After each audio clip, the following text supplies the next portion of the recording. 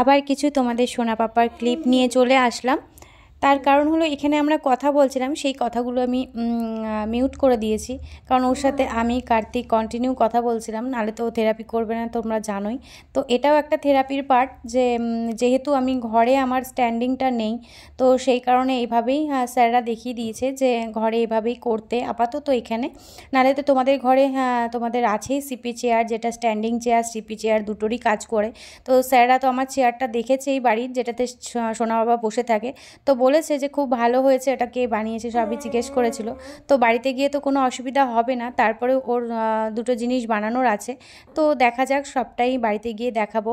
তো এখন এইটুকুনি দেখালাম যে এখানে এইভাবেই ওকে স্ট্যান্ডিং করিয়ে আমি ঘরে রাখি। তো এইটুকুনি ভিডিও করে দিল কার্তিক যে তুমি এটা শেয়ার করে দাও, তার কারণ হলো সবটাই তো ওরা দেখতে চায়, সেজন্য এটাও একটা থেরাপির পার্ট, সেটাও তুমি তাদের সাথে শেয়ার করে দাও। তো যাই হোক, যাদের ঘরে নেই একটু চেষ্টা করো বাবা বা মা এরকমভাবে কিছুক্ষণ কিছুক্ষণ করে স্ট্যান্ডিং করে রাখার বাচ্চাদের। তো চলো টাটা, ভালো লাগলে লাইক কমেন্ট শেয়ার করে দিও।